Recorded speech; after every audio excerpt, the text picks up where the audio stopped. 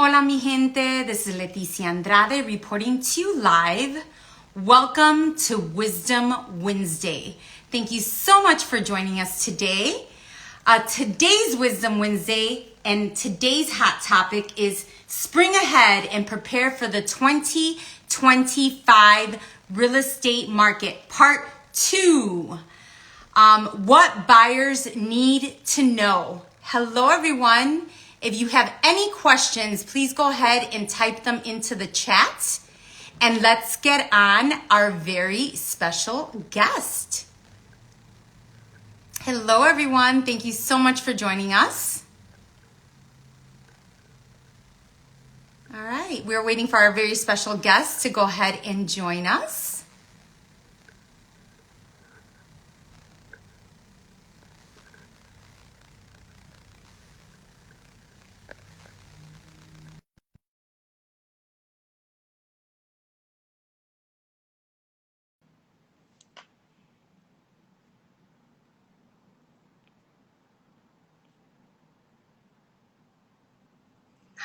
Hello. Hi.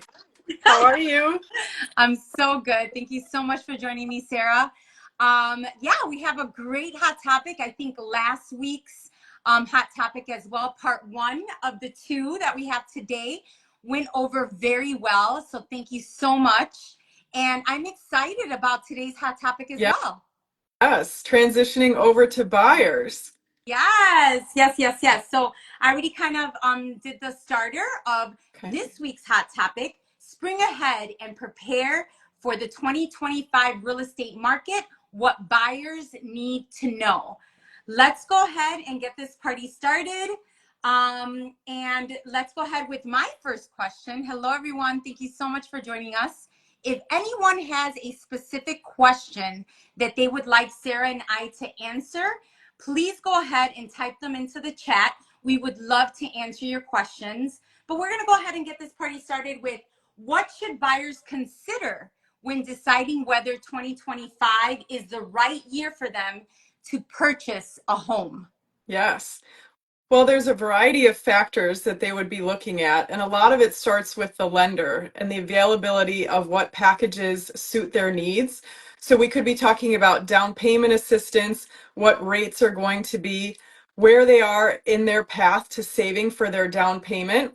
And knowing that we're talking about it with maybe 5 to 6 months in advance, this is a good time to hunker down over the holiday season, start to plan out your budget, start to make your savings, and it's never too late or never too early either to talk to a lender and find out. You don't want to wait until the last minute. So that's one of the things we always suggest is talking to them first. It's great that they've come to us and we can kind of start that process with a buyer consultation, but talking to a lender is one of the first big steps you take in preparing for your first purchase or even your next purchase if you're already owning something and wanting to transition to your next home. And I know that you and I have some preferred lenders that we work with. Yes.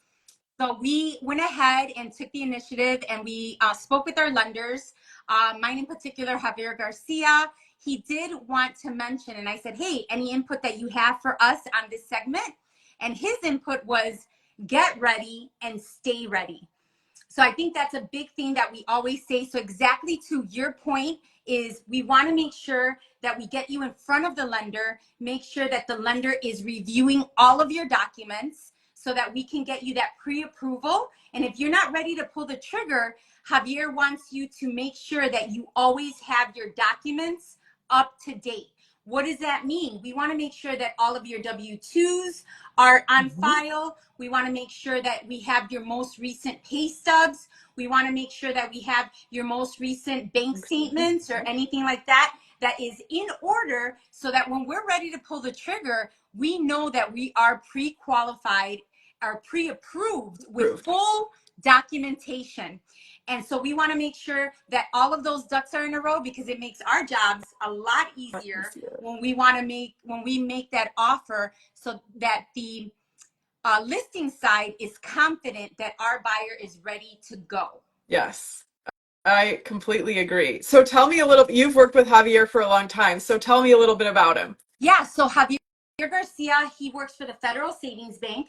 He is also the vice president of a new title that was kind of brought up to him, or that he was promoted to, of minority lending. So this is something that is like a new thing, like a new title that he's very proud of, because a lot of people don't know that within, and then he's over here chiming in, and continue to save if rates drop and market turns to the seller. Market again, concessions are the first thing we lose in our negotiations. True, true, true. I like that. I think we could touch a little bit more about that as well. But Javier, I've been working with him for the last 4 years. He's been in the lending world for the past 23 plus years. And I thought that was very impressive because he started at an early age. And so what I love about working with him is that he is a numbers guy. So what I love about it is that he's able to dissect a specific scenario, because like you and I know, every person has a different, unique situation. So that's why Sarah and I want to meet with you in person, so that we could come up with your action plan, your unique action plan for you as the buyer, as to, like Sarah said, what is your savings plan? What do we need to do? Are we okay with your credit? Do we need to improve your credit? Do we need to save more? There's so many things that we can look into ahead of time, so that at the last minute, we're not scrambling trying to get you pre-approved, so that you can write up that offer of your dream home that you're looking for. And I think that's one of the things as well, right? We want to make sure that we're not going over your budget. Yes. We want to make sure that whatever home that we're looking at is going to be within your monthly mortgage payment comfort level. We don't want you to feel overwhelmed with whatever mortgage payment you're going to get into. We want you to have that, all those ducks in a row, to make sure we're confident in whatever we're making an offer on. Okay, so you brought up monthly budget. So what do we often see? We often see people get pre-approved for a much higher amount than they anticipated, or we're fluctuating in certain components. So what are the components that make up the monthly amount? We're talking principal, interest, the HOA, their insurance. So all of And those things also, can people change. don't. The big one is property taxes. So we could be looking at something that has a senior exemption, a senior freeze, and those taxes look really appealing to our buyer, but without an expert drilling that down for them to say, well, when you owner occupy this home, the only remaining exemption you'll have is the homeowner exemption, and your taxes will significantly increase because there was a freeze on this property. So with those fluctuating amounts, we could be good on one property and not good on another, even though on the surface they look to be very similar. And So it's important. yeah, and I love that, Sarah, because when our buyers meet with us ahead of time, like you said, you want to meet with your professional real estate broker and lender ahead of time before you're ready to actually pull the trigger and buy, because what buyers don't know is that taxes are public. They're available to the public. You can look them up. And that's where we dissect, as their professional real estate broker or lender, where we're going to be able to see, what are those homeowners exemptions? Does it have a senior exemption? Does it have a senior freeze? And if it does, you and I can calculate how much the actual tax bill will be, so that we know within that calculation of their monthly mortgage payment, how much are they truly going to be paying on a monthly basis. And we want to work backwards, right? We want to work on their benefit. We want to make sure they're comfortable with their monthly mortgage payment. And then that will determine where our budget is going to remain, where our purchase price budget is going to be, so that they are comfortable with moving forward with that property or offer, come be where we kind of dissect what their principal, interest, taxes, insurance, and what, Sarah, I want you to touch upon this. Some people don't know what private mortgage insurance is. So in the event that there is not enough loan to value ratio, meaning that if the down payment is not high enough, there will be an additional mortgage charge, usually about 0.5%, I believe, and it may vary. So that's where your lender comes in to tell you how much that amount is going to be. And then that's something else that you would want to make sure you budget for. So if I was a buyer, where would you tell me that I could take some individual calculations by property so that I wasn't calling my realtor every time or I wasn't calling my lender every time? Where are some resources I could go for that? Well, this is what I love. So when I do my buyer consultations and I make sure that they meet with Javier ahead of time, we actually know where they are in the process. So once they have their pre-approval in hand, we went over all of their financial documents. We've already done all of our homework on our end. They are going to be, when working with Javier, we present the buyer with a specific mortgage calculator from the Federal Savings Bank. And in that mortgage calculator, we give the buyer the power to enter the numbers so that they can see how much their monthly mortgage payment's gonna be. And also, there are some certain guidelines or some certain situations where we have to let the buyer know whether or not we have to keep under a specific monthly mortgage payment and that they do not go over depending on what type of loan program they qualify for. So for example, if we want or if we give a pre-approval to one of our buyers and they qualify for, let's say, an FHA loan with a 3.5% down, and they have to keep under a certain amount so that either if they're looking to qualify for down payment assistance or a grant, we want to let that buyer know, okay, we have to keep the monthly mortgage payment under $2,400. So when they plug in their number in and it's a very simple mortgage calculator, they download the application onto their phone. So they have power, and knowledge is power, right? Mm-hmm. They have that power within the palm of their hand of their cell phone. And the only two numbers that they have to plug in, because it is specific to that specific mortgage pre-approval. So if they're qualified for either a conventional 3% down, conventional 5% down, those numbers are already plugged into the application. Yeah. Okay, so it's specific to each buyer.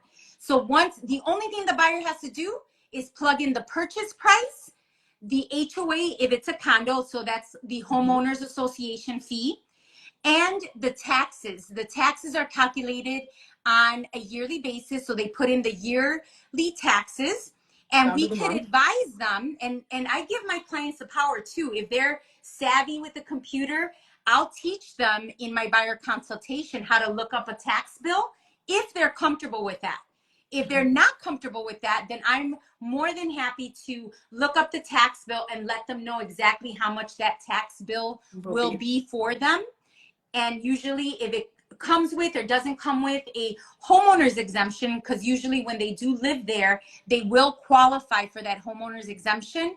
And we will be able to let you know what that tax bill is going to be for when we're plugging in those numbers. So all we got to plug in is your purchase price. If it's, something that we're going to go to similar, or at least so they can get an idea of what the listing is, listed for. So that purchase price, the taxes, homeowners association, and then automatically they can see if they qualify. It very simply says qualified, not qualified, and they'll see exactly how much that monthly mortgage payment is going to be. That's great. And then that gives them confidence. They're not worrying. They're not trying to reach one of us at 11 o'clock at night when something just came on the market. They have all of the tools right there and the information to let them know. And then that also helps give them peace of mind when writing the offer, going under contract. So that sounds like a great tool. I love the tool because, like you said, it not only saves us time, you and I, because we give them homework. We give our buyers homework. Okay, we let them know, hey, this is one of the tools we want you to use so that before we go out to see this property, we are confident that you are 100% with that monthly mortgage payment. So we do for their homework, and I think we're going to go into the next step, right? As soon as they're ready to make an offer, then you and I, as the professional real estate broker, will do more homework for them, which when they're ready to pull the trigger, we'll do what's called a CMA, a comparative market analysis report. And that's when we go ahead and dissect even more to see if that's the purchase price that we're actually going to make the offer for. Yes. And what are some of the components that we use to pull that data? Wow. I am looking at everything, right? We're looking at active listings, what's currently on the market. Mhm. And now we tell all of our buyers, we're comparing apples to apples. We're making sure that the property that we're buying or that we're interested in buying, we're comparing active listings that have the same number of bedrooms, the same number of bathrooms, usually and typically the same style of home, Yeah. right? And also, we want to make sure that people understand that we have to be in at least a mile radius Mhm. of where the home that we're trying to purchase. So that's super exciting for them so that they know we're looking at active listings. We're also looking at pending listings. Mhm. So what is currently under contract? Because we want to make sure that the buyer knows, hey, where is the market at? That's what we've been talking about this whole Mhm. time. Are we on an upswing where we think the prices might go a little bit higher? Are we on a downswing? Do we think that, maybe prices are a little bit higher than what we think the market value is right now? Or are we kind of like neutral where we are seeing a lot of the same type of properties around the same price range that they're asking for that listing, right? Mhm. So there's a lot of variables that we're going to go over. And we also want to make sure that the properties that we're looking at are within 6 months time frame of, oh, and hello, what has sold, right? Within that Yes. 6 month time frame. So that we're doing that homework and we're actually helping them look over this report and giving them all the information that they need to make a good educated decision on what they're comfortable with in offering for that home. Yeah. And What? why would we do that? We're looking at a certain section of data. Someone else is going to look at that data right after that, right? The Yeah, appraiser, absolutely. because we're not the only ones that get to determine that. I love that because a lot of people don't understand. It's like, hey, we're kind of like the first wave Mhm. of, what's happening with this property or how much we think it's actually worth. And we never want to either overprice it or underprice it because we don't want it to come back, meaning the appraisal. And the appraisal, for those of you or for those buyers that don't know what an appraisal is, it's basically the bank's second opinion or third party opinion of what they think the home is worth, right? So that's something that we want to look into. And I think that you and I have done an excellent job in providing our buyers with that good CMA report. So we're not over Mhm. that list price or not under. We're actually coming in at a good offer price. So number one, we can win the offer for the buyer. And Mhm. number two, when the appraisal comes in, there's no worry. We're Yeah. going to make sure that that appraisal comes in either at the value that we are offering Or or above. higher. And Hmm. that's what I love. I love closing a deal where we have the appraisal and the appraisal is either 10K or 20K over what we offered. Because what does that mean, buyers? That means Instant you have equity. instant equity. And that Yes. is so nice, right, Sarah? When we can tell a buyer, hey guys, you have $10,000 in instant equity, 15,000 or whatever that price is, and they're going to know how great of a job that we did. Yes. Absolutely. It makes me excited. I have so many people on here. If anybody has any questions, please go ahead and type them in the chat. We are here to help you and answer any questions that you may have. So what do you think, Sarah? Let's see. Let's get into our next question. Are you seeing any new trends in 2025 housing market, especially in terms of pricing and availability? So we are anticipating still appreciation in our market.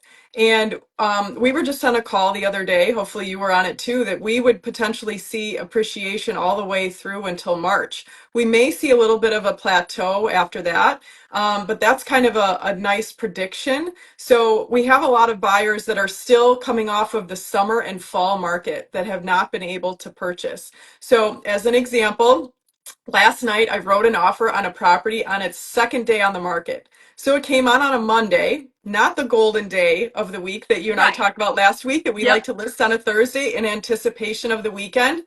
And I came home from that showing in the pouring rain. I wrote that offer. We got it all set to go. And in between the time, I made a copy of that MLS sheet confirming everything that we were buying and freezing that data the moment in time and about to send it over. It was marked contingent. Second day on the market. So that's how fast the market is still moving. We're approaching Thanksgiving.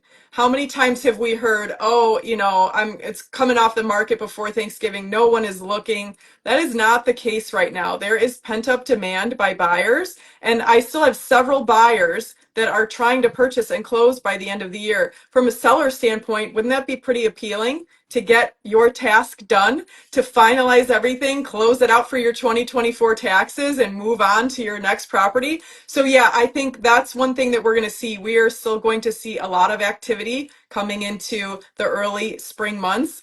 We often say that the market starts right around mid-January. So everyone has come out of their holiday hibernation. They're getting ready for things. There's also a lot of thought that it starts after the Super Bowl, so beginning of February. So those are the times where we book a lot of appointments with our listing potentials at that time. That's the same thing that a buyer should be doing. They should be reaching out and saying, hey, I think I want to buy in March or April. And what do you often hear in that appointment? You hear those words, but then 2 weeks later, they're like, hey, this property came on the market. I don't want to wait. Can we go and see it? And because we pre-educated and we gave them all the information they would potentially need, they end up being comfortable, ready prior to when they thought, because they see something that is enticing to them online that they want to go and check out. And that always makes me feel good that we've done such a good job bringing the stress level down, making them feel comfortable, and providing all the information, the tools that they need to go ahead and start that journey whenever they're ready. Because that's really our job. We're not here, we don't pressure people. We provide information, and when they're ready for them to approach us and say, okay, now's the time, they've had time in between the buyer consultation and when they're ready, and then that it's go time. I love that. And we got a question. Javi's asking, what do you recommend to a buyer in love with a home with multiple offers? What is your best strategy to win an offer? I love this question. Yes. So one of the points that I like to go through in my buyer consultation is all of the negotiating things that we have in our toolbox. And I like to go through that list while we're sitting at Starbucks or we're sitting in the office and everything is calm, because when you go see that listing that night and then you get back and everyone is racing to get their dinner and we're pulling all the tax data and we're pulling the listing history and property report, we're reviewing the disclosures, we're doing all of this. I don't want them to worry and hear for the first time about how we can negotiate. So those are the reasons I go through it in advance, and I'm going to pull it up here and I'm going to read it to you. Do you want to start contributing? What are some of the things that you say? Yeah.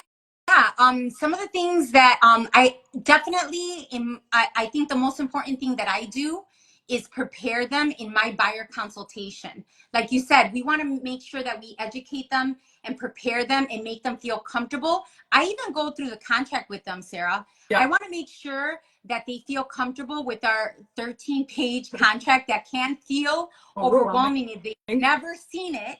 So I give them a copy of the contract so that they can look at it, they could review it.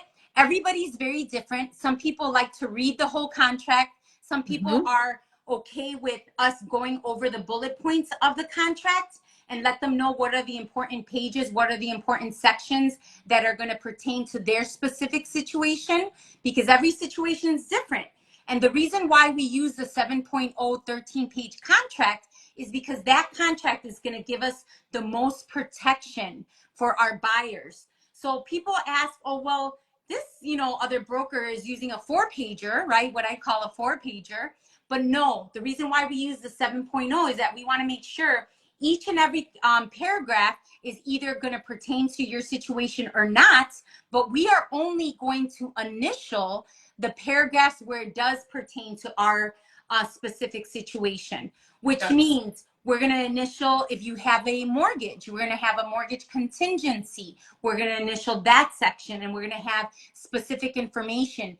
Is it going to be a conventional, 3% down, or an FHA 3.5% down? so forth and so on for 30 years and what the potential interest rate is going to be. And so all of those things we're dissecting and we're looking at so that the buyer, when it's time for them to initial and sign that contract, they have already gone over that whole contract with us, Yes. including the disclosures. A lot of people don't get explained what those property disclosures are. In my buyer consultation, I am going over that ahead of time so that if I receive the disclosures at the moment that we're going to pull the trigger and make an offer, I've already went over the initial at the buyer consultation. But if something pops up and there's a check mark that says yes on that real property disclosure, I've already prepped them in the beginning. And I always tell them, do not get scared if something is marked yes. I'd rather the seller let us know ahead of time before we have that home inspection so that we're fully aware of, is there a problem with the property? And if there is something that's marked yes, then we can pay specific attention, or we can let them know ahead of time. And if that is a deal breaker, we won't have to waste our time in actually making an offer. So that's something that I prepare them, and it's kind of like a nice mental preparation, especially if they're nervous or they're, like you said, we're trying to relieve all that anticipated stress ahead of time so they can feel comfortable in signing the dotted line and also putting their initials on every part of that contract that we're wanting to make them move forward with. Yes. So, okay, so you've mentioned your buyer consultation a lot, so I feel like we should break that down. Yeah. And let's go through, let's kind of go to that question. We'll answer how we would negotiate and how we would position for our buyer, and then let's break down our consultation. So, I'm going to pose a question to you. Yeah. So, if I was representing a buyer and I was sending you my presentation to you and you're the listing agent, you're representing that seller, what would you want out of me? Would you want a sloppily put together, handwritten 10 PDFs thrown in an email, sent over? What would you think of me as a buyer's agent? So my first strategy is a first impression. Yes. So we make that first call or that first email, that first text, that first showing time message to that agent. We need to get their attention and say that I just showed 123 Main Street and my buyer is interested. What can you tell me? Yeah. We're going to say that open-ended question. We may come out specifically and say, do you have offers? What is the deadline? We need all that information so our buyer can be prepared and pivot to exactly the way that they want to go so we can get them that property. So then when I'm preparing all of my documents based on the negotiating tools that we have, I'm going to send it over in the most professional way possible. And to me, that is with a cover letter. Because we talked last week about that listing in Mount Prospect that had 22 offers. If every agent would have sent me a cover letter or a summary in the email, that would have saved me sifting through, because every offer packet plus those 13 pages plus everything else is around 22 pages. Yes. So 22 times 22 is a lot of paper to read through. So I start with a cover letter with a summary. I show all the players in the transaction. Yep. I have my information. I have the lender's information, the attorney's information. I have all of their loan summary if they are using financing or if they are purchasing with cash. And then I have all the high points. So right away, we look extremely professional. We look like we're trying to save them time. And everything is put together. It's buttoned up. And what does that mean overall to that agent, to that seller? That working with us is going to be a breeze. Because we do this all the time. This is just another transaction. Everything is going to flow smoothly. Easy breezy. Yes. Okay, so that's my first. Okay, so some of the things that we can do, let's talk price. We can go above list price. We can do an escalation clause, and that tends to start either below list price, at list price, or already above list price. And people often ask, okay, tell me about an escalation clause. How does that work? So if the property is $100,000 and we want to start at that list price of $100,000, we would say where we were willing to escalate to in the event that there were competing offers with our offer, and we would say the amount above that next highest offer that we were willing to go. So say we were going from 100 to 115,000, we would say I'm willing to go 1,500 over the next highest, 2,000, 2,500, whatever the buyer is comfortable with. Then I present that to you as the listing agent.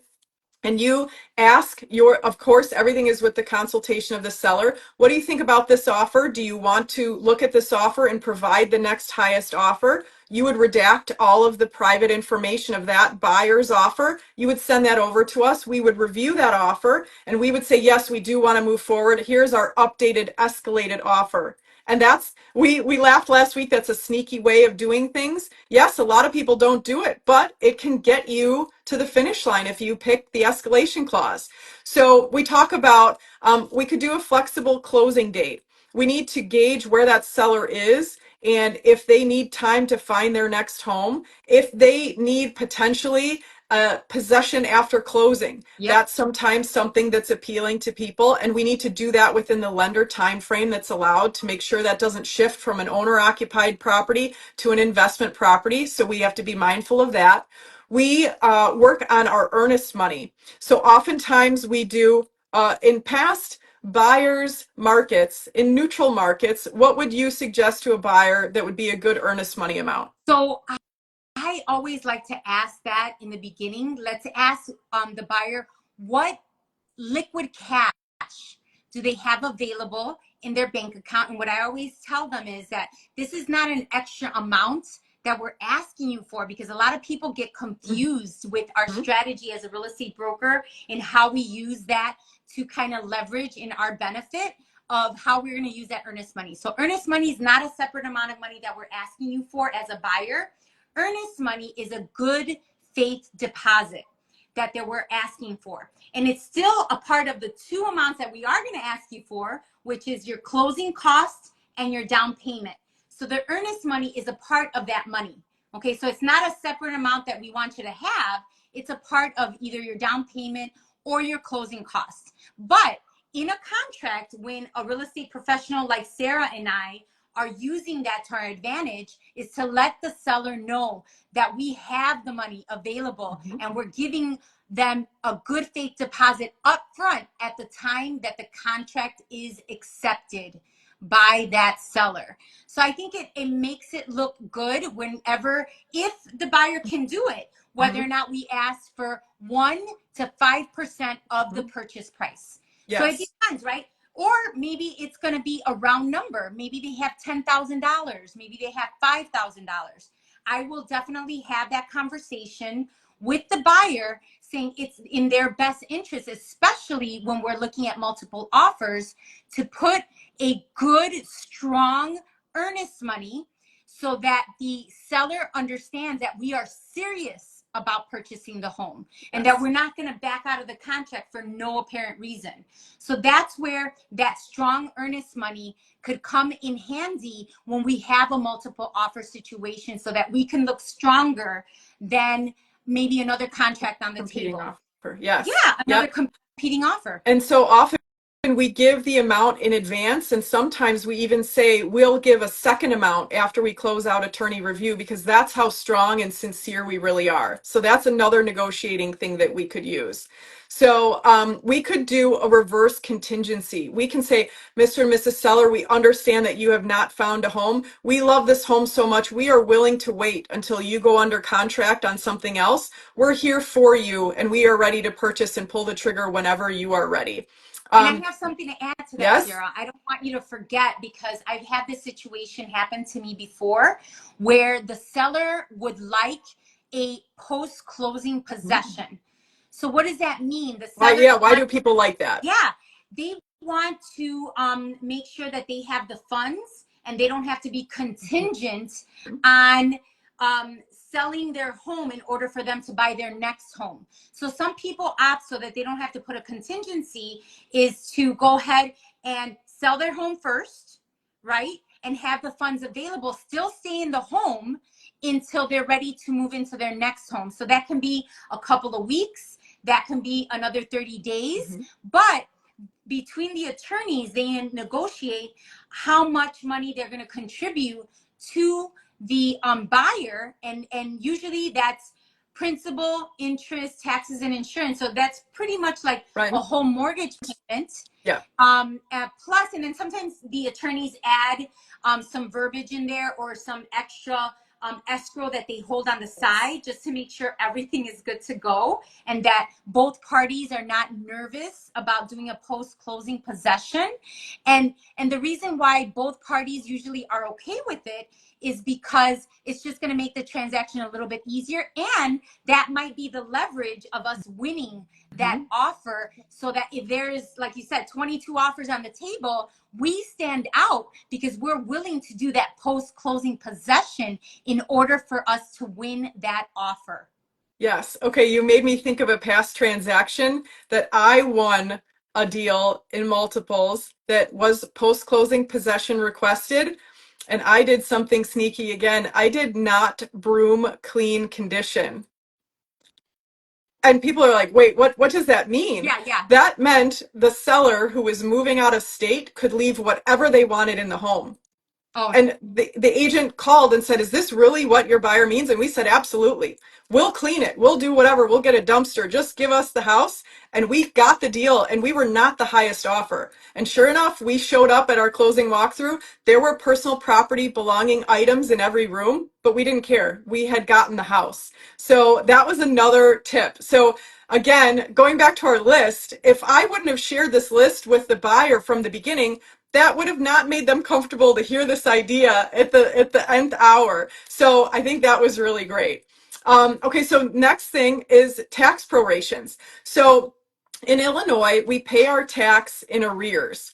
And when we're buying in 2024, we're paying that tax in 2025. We cannot call Mr. and Mrs. Seller when they live in Vermont in 2025 and say, hey, I got the tax bill and you lived here for 10 months and I lived here for 2, so can you give me those 10 months? So we need to calculate that in advance. So oftentimes in competing offer situations, normally in DuPage County, as an example, we would ask for 105% tax prorations. We want the amount of the tax and we want a 5% cushion.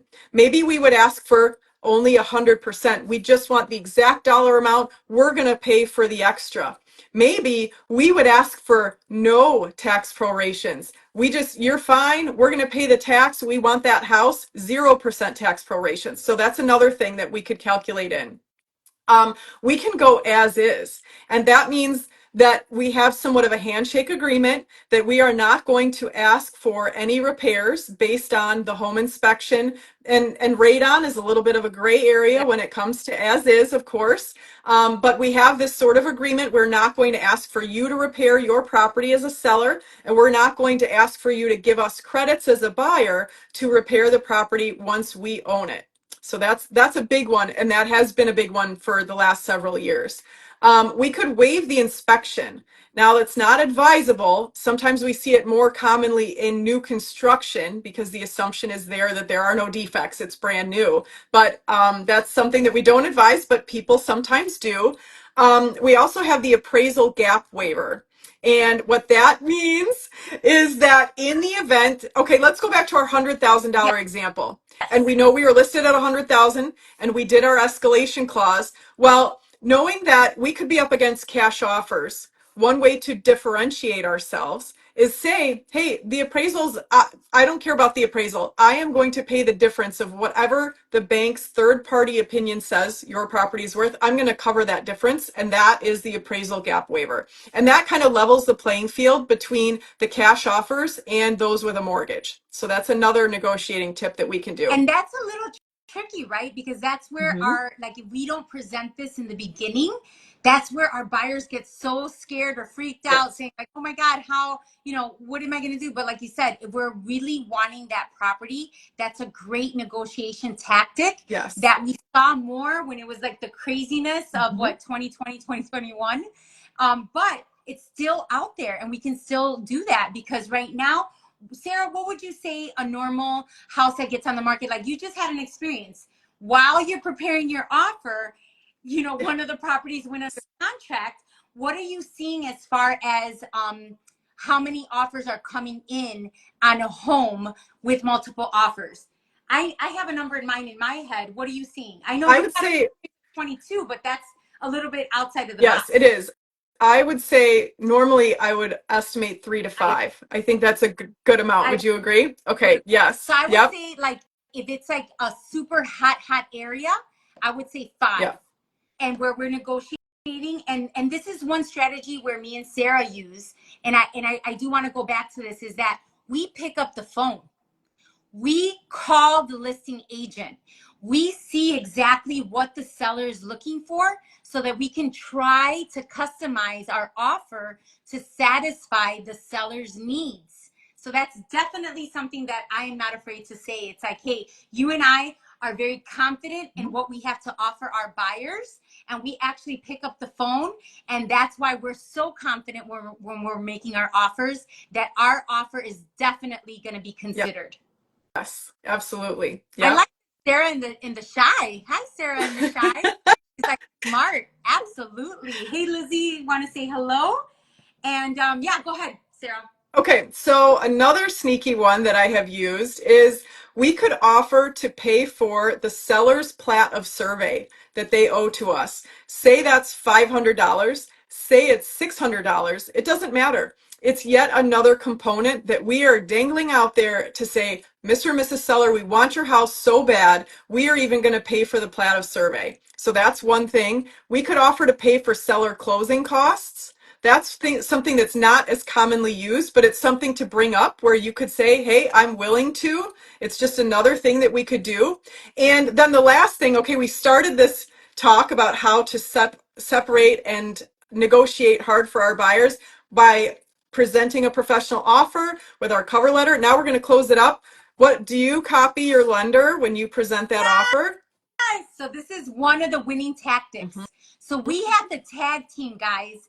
We have our professional mortgage lenders that know how to help us win offers. So that's something that I always 1000% do with Javier, is that I say, hey, have if you have any lender questions, Javier is CC'd in my offer, and he actually picks up the phone after the offer is sent, calls the listing broker and says, hey, listing broker, we have a strong buyer. This is why the buyer is strong. I'm going to send you an email to collaborate the strength of our offer. So I think that is so powerful when you have a lender and real estate broker tag team, the listing broker. So like you said before, we are going to submit an easy peasy offer so that they know that both real estate broker and lender know how to work together so that it can be a smooth transition and transaction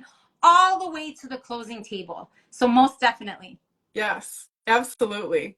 Okay, we should probably check in on time here because I know Yeah. we talked So about we're at potentially. 6:47. Mm-hmm. It doesn't show us like exactly how long, but I think we've been, yeah, like about 45 minutes. Okay. We started a little bit after 6. So let's just kind of wrap up with maybe a hot question that you and I can answer to kind of wrap up this segment. Okay. Uh, so let's see what's a good one. How can buyers themselves more competitive in the market that might be crowded or have limited inventory? I think it's a good segue. Let's talk about inventory, Mm-hmm. because I think that's how some of my buyers are a little bit on the fence, right? Because like you said, a lot of houses that come on the market are on the market one. I've seen two, and now you said, 3 2 days on days. the market. 2 Yeah, 2 days. days on Yeah. the market and it's gone. Gone. That's when, yeah. So that's when we can talk a little bit more about inventory. How do you think inventory is going to look going into 2025? I from a buyer agent standpoint, I would love to see higher inventory. From when you represent a seller, you love that there's no inventory, and you find that out when you're pulling all these comps, and you can say to your seller client, look, there is nothing else in this area. You are going to have such a leg up when it comes to it because we're going to have a lot of people focusing on your home when they don't have anything else to look for. So, from a buyer agent standpoint, I want to see a more healthier balance in the market because that just furthers the industry. It furthers the churn, the change, and people being able to move on to that next property. It's like the economy of real estate would be more in balance if that was the case. And I feel like we still, guys, we want to motivate you because if you are in the market for a home, any seller that does put their property on the market, they're motivated to sell their home. And so we have to use all of our strategies. Sarah and I have great strategies to help you as the buyer navigate through all of your offers and making sure that number one, we're presenting well. So when we present well, that means that we have a stronger chance in winning that bid, winning that offer, so that you could feel confident in working with real estate professionals like ourselves to have that listing broker navigate through what our offer is, right? And Mhm. hopefully choose our offer opposed to all of the rest of the offers, regardless if it's 5 offers, 10 offers. We are going to make sure that we're presenting your offer in the best light possible for your specific situation. And what I can say is that with our background, with Mhm. our leadership, because everyone, especially our buyers, what do they want from their real estate broker? They want a true leader to guide them through the process from the very beginning all the way to the closing table. And I know that working with Sarah or I will definitely lead you into a winning offer and a smooth process Yes. all the way to the closing table. So if you are looking to buy or sell either your first home, your investment property, or maybe you want a house hack, we are the gals to help you with that process. And we want to make sure that you give us a call, get a complimentary consultation, Mhm. or if you're a seller, right? We're Yes. talking to both.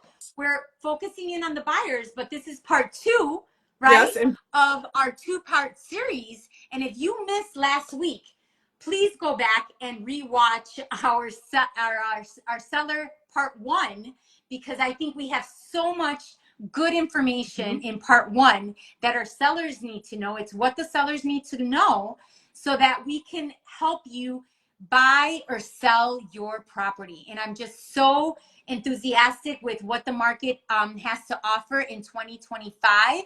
And I think you and I are so passionate about being good real estate brokers that we're going to be able to help you as a buyer or seller Mhm. navigate through the process.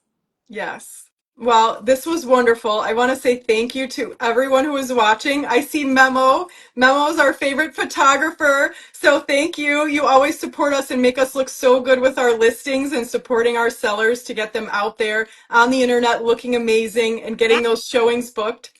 and Pardon me? those, any Yes. of those marketing videos Yes. I love or his photos. videos. Yes, Well, absolutely. thank you everyone so much for tuning in and have a great evening. Thank you so much. Bye. Bye.